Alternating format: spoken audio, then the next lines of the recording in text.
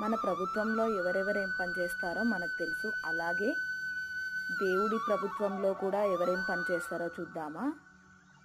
రాష్ట్రపతి శివుడు, ప్రధానమంత్రి మహావిష్ణువు, హోంశాఖ మంత్రి గణపతి, రక్షణ శాఖ మంత్రి హనుమాన్, సాంస్కృతిక శాఖ మంత్రి ఇంద్రుడు, విద్యాశాఖ మంత్రి సరస్వతీదేవి, సమాచార శాఖ మంత్రి నారదుడు, క్రీడా శాఖ మంత్రి శ్రీకృష్ణుడు,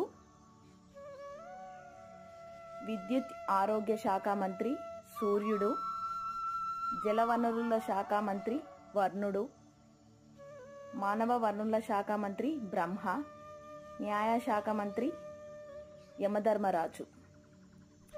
నాకు అనిపించింది చెప్పాను. నచ్చినట్టయితే లైక్ చేయండి, షేర్ చేయండి, సబ్స్క్రైబ్ చేయండి. Thank you for watching.